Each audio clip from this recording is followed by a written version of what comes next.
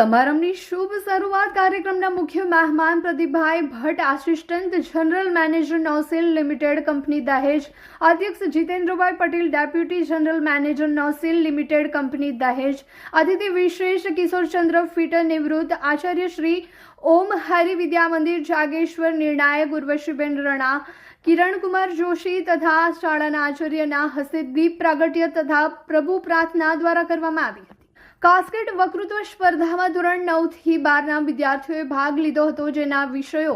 એક આત્મનિર્ભર ભારત અને બીજું હેલ્ધી ફૂડ આજના સમયની માંગ. જેમાં ધોરણ 11ની વિદ્યાર્થીની આયુષી તારાચંદ સોની પ્રથમ ક્રમે, શ્રેયા નેહલકુમાર કાયસ્થ દ્વિતીય ક્રમે અને જાહ્નવી રાજેશભાઈ તૃતીય ક્રમે વિજેતા થયા હતા.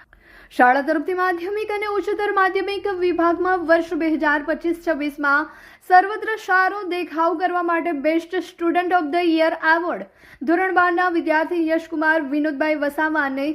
ભૂતપૂર્વ આચાર્ય મુરબ્બી વાસંતીબેન દિવાનજી તરફથી શિક્ષણોત્તર પ્રવૃત્તિમાં શ્રેષ્ઠ દેખાવ કરનાર વિદ્યાર્થી ધોરણ 10ના શ્રેયા નેહલકુમાર કાયસ્થ્યને પ્રોત્સાહન ઇનામ તથા શાળા તરફથી શિસ્તબદ્ધ અને વિનયી વિદ્યાર્થી તરીકે ધોરણ 12ની વિદ્યાર્થીની